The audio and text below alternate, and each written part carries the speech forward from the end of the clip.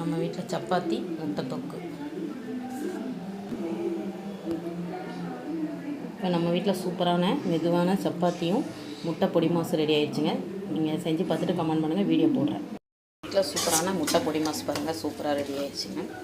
இது வந்து சப்பாத்திக்கு சூப்பராக இருக்கும். இந்த பக்கம் உருண்டை தட்டி வச்சுருக்கேன், நான் சப்பாத்தி போட்டு காட்டுறேன்.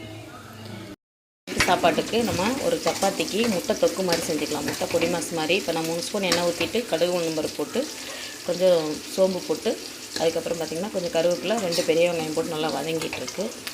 இந்த பக்கம் ஒரு 3 தக்காளி கட் பண்ணி வச்சுருக்கேன். நான் வெங்காயம் வதங்கினோன்னா போட்டுக்கலாம். இப்போ 3 முட்டை வாங்கி வச்சுருக்கேன் பொடி மாசுக்கு. இந்த பக்கம் மத்தியானம் லெமன் சாதம் வச்சேன் கொஞ்சம் தான். இந்த தக்காளி போட்டு நல்லா வதங்கிட்டுருக்கு.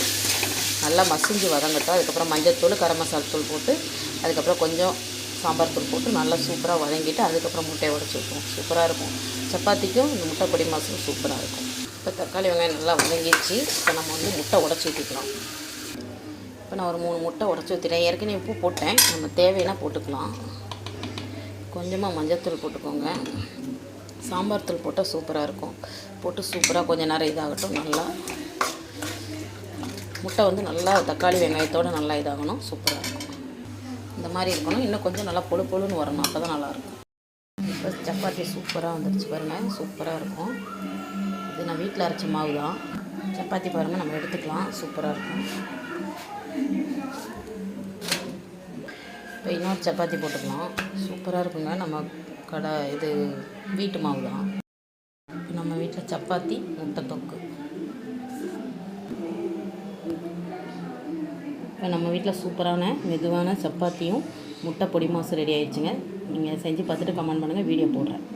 பாருங்கள், சப்பாத்தி நம்ம வீட்டு மாவு தான். எப்படின்னு கேட்டிங்கன்னா, கோதுமை வாங்கிட்டு நம்ம வந்து தண்ணியில் நல்லா கழுவிட்டு பிடைச்சிட்டு தண்ணியில் நல்லா ஊற வச்சு கழுவிட்டு காய போட்டு அரைச்சிங்கன்னா மாவு சூப்பராக வரும். இந்த மாதிரி நம்ம கடை மாவு மாதிரியே வருங்க. நாங்கள் அப்படி தான் செய்வோம்.